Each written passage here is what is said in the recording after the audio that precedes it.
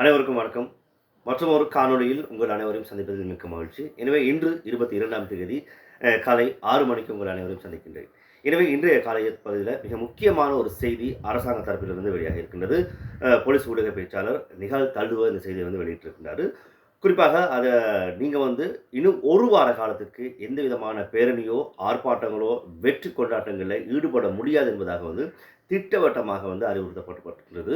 அதை மீறி நீங்கலாம் பண்ணுவீங்களா இருந்தா, உங்களுக்கு சட்டத்தின் பிரகாரம் தண்டனை வழங்கப்படுவதற்கான வாய்ப்பு உள்ளதாக தெரிவிக்கப்பட்டுள்ளது.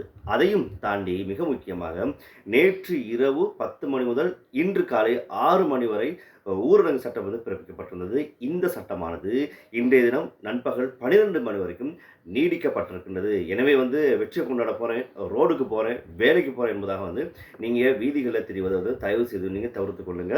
சரியான காரணங்கள் இருப்பின் நிமித்தம் மாத்திரம்தான் நீங்க வீதிக்கு செல்லலாம். குறிப்பாக வெளிநாடு செல்லக்கூடியவர்கள், வைத்தியசாலைக்கு செல்லக்கூடியவர்கள், அவசர வேலை நிமித்தம் செல்லக்கூடியவர்கள், ஊடகம் சம்பந்தமான வேலைகளில் ஈடுபடக்கூடியவர்கள் என்று மிக முக்கியமான கடமைகளில் ஈடுபடக்கூடியவர்கள் மாத்திரம்தான் வீதிக்கு செல்லலாமே தவிர மற்றவர்கள் தயவு செய்து வீட்டிலேயே இருக்குமாறு அரசாங்க தரப்பிலிருந்து இப்பொழுது அறிவுறுத்தப்பட்டிருக்கின்றது.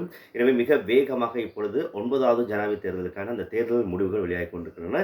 இன்னும் சொற்ப வேளையில் தபால் மூலமான ஒட்டுமொத்த வாக்கு விடயங்களையும் உங்களுக்கு தருவது தயாராக இருக்கின்றேன். எனவே அடுத்த காணொலியில் அந்த விடயங்களை நாங்கள் பகிர்ந்து கொள்கின்றேன்.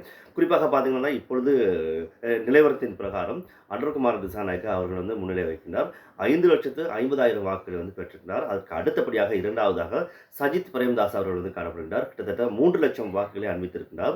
3வது இடத்தில் தான் தற்போதைய ஜனாதிபதி ரணில் விக்ரமசிங்கே அவர்கள் காணப்படுகின்றார்கள். எனவே இதுதான் தற்பொழுதைய நிலவரமாக காணப்படுகிறது. ஒட்டுமொத்தமான விடயங்களை தொடர்ச்சியாக அடுத்து வரக்கூடிய காணொலியை நீங்கள் எதிர்பார்க்கக்கூடியதாக இருக்கும். எனவே நாடு அன்றொட்ட அப்படின்ற அந்த பதமானது இப்பொழுது நிதர்சனமாக கொண்டிருக்கின்றது. மிக வேகமாக வெற்றியை நோக்கி நகர்ந்து கொண்டிருக்கின்றார் திசை காட்டியினுடைய வேட்பாளர் அன்ருகுமார் திசாநாயக்கா அவர்கள். எனவே பார்க்கலாம் நாடு அன்றைக்கா இல்லைன்னு சொன்னால் வேறு யாருக்கா என்பதை அடுத்த காணொலியில் நான் உங்களுக்கு தெரியப்படுத்துகின்றேன். அது வரைக்கும் நன்றி, வணக்கம். எனவே அவதானமாக இருங்கள், வீட்டிலேயே இருங்கள். எனவே வெற்றியை அமைதியான முறையில் நீங்கள் கொண்டாடுங்கள் என்பதுதான் அனைவருடைய பிரார்த்தனையாக எண்ணமாக காணப்படுகின்றது.